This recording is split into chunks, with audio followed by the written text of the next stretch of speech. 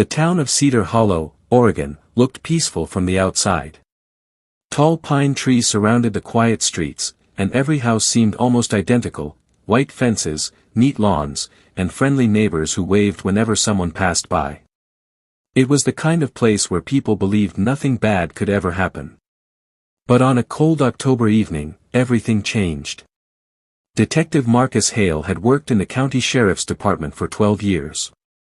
Most of his cases were simple: missing bicycles, small thefts, or arguments between neighbors. Cedar Hollow rarely saw serious crime. Until the night Emma Whitaker disappeared. Emma Whitaker was 28 years old, a local journalist who wrote for the Cedar Hollow Chronicle. She was known for asking questions others avoided. People respected her, but some also thought she pushed too far into things that didn't concern her. On October 14th, Emma left her apartment around 7:30 p.m. Her neighbor later told police she saw Emma walking toward her car while talking on the phone. Emma looked nervous, almost scared. That was the last confirmed sighting of her. At 10:12 p.m., the Cedar Hollow police station received a strange voicemail from Emma's phone. The message was only 12 seconds long. There was heavy breathing, a faint sound of wind, and Emma whispering only 3 words: "Someone is watching." Then the call ended. The next morning, Emma's car was found parked near Cedar Hollow Lake, about 2 miles outside town. The driver's door was slightly open. Her phone was missing. Her purse was still inside the car. There were no signs of a struggle. Detective Hale stood near the lake, looking at the silent water. Something about the scene felt wrong. People who disappear rarely leave their belongings behind unless something unexpected happened. And Emma Whitaker was not the kind of person who would just vanish. 2 days before her disappearance, Emma had visited the sheriff's office. Hale remembered the meeting clearly. She sat across from him with a notebook in her hands. "I think something illegal is happening in Cedar Hollow," she told him. Hale raised an eyebrow. "Illegal how?" Emma leaned forward slightly. "I've been investigating property sales around town. Several houses were sold recently, quiet deals, cash payments, no public records until weeks later." "That's not necessarily a crime," Hale replied. "I know," Emma said. "But every house was bought by companies that don't seem to exist." She showed him a list of company names. Silver Ridge Holdings, North Valley Group, Pine Crest Development. Hale checked the names later that evening. None of them had real offices. None had employees. It looked like someone was hiding behind fake companies to buy property across Cedar Hollow. But why? After Emma disappeared, Hale began searching her apartment. Most of it looked normal: books, papers, a laptop, and coffee cups scattered across the kitchen table. But in the bedroom closet, he found something unusual. A large map of Cedar Hollow was pinned to the wall. Several houses were marked with red circles. Every house on the map matched the mysterious property sales Emma had mentioned. But one house had a black circle instead of red. And written beside it were 2 words: October 14th. That house belonged to a man named Daniel Reeves. Daniel Reeves had lived in Cedar Hollow for 3 years. According to town records, he worked remotely as a financial consultant. But when Hale visited his house, something felt strange immediately. The front yard was perfectly clean. No decorations. No vehicles in the driveway. Hale knocked on the door. No answer. He checked the back of the house. The back door was unlocked. Inside, the house looked empty, almost too empty. There was furniture, but no personal items. No photos. No decorations. No signs of daily life. Then Hale noticed something in the living room. A large wooden crate. He opened it slowly. Inside were stacks of sealed envelopes. Each envelope contained cash. Thousands of dollars. Hale counted quickly. The crate alone held nearly $200,000. But there was something else inside the crate. A photograph. It showed Emma Whitaker standing outside the Cedar Hollow Chronicle building. Someone had written a single sentence across the photo. "She knows too much." The discovery changed everything. Within hours, state investigators joined the case. They discovered that Daniel Reeves wasn't a real person. The name was fake. The identity had been created only 4 years earlier. The companies buying houses across Cedar Hollow were all connected to the same bank account. And the money flowing through those accounts totaled millions of dollars.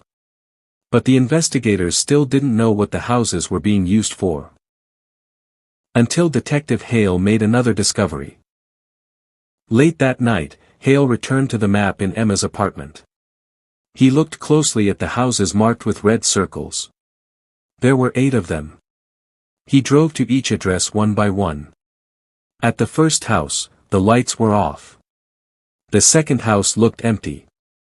The third house had curtains tightly closed. But when Hale reached the fourth house, he noticed something strange. A delivery van was parked outside. 2 men were unloading large metal containers from the van and carrying them into the house. Hale watched from his car across the street. The containers looked heavy. And each one had a biohazard symbol printed on the side. Hale immediately called for backup. But before additional officers arrived, the van suddenly started its engine. The driver spotted Hale's vehicle. The van sped away. Hale followed. The chase lasted nearly 15 minutes through dark forest roads outside Cedar Hollow. Finally, the van turned onto an abandoned logging road. Hale followed closely behind. Then the van suddenly stopped. The 2 men jumped out and ran into the woods. Hale chased them, but the forest was too dark. Within seconds, they disappeared. When Hale returned to the van, he found something shocking. Inside were dozens of sealed containers filled with medical chemicals. And several fake identification cards. Each card had a different name. But the same photograph. Daniel Reeves. The investigation uncovered a disturbing truth. Someone had been using Cedar Hollow as the center of a massive illegal identity operation. The houses purchased around town were safe houses.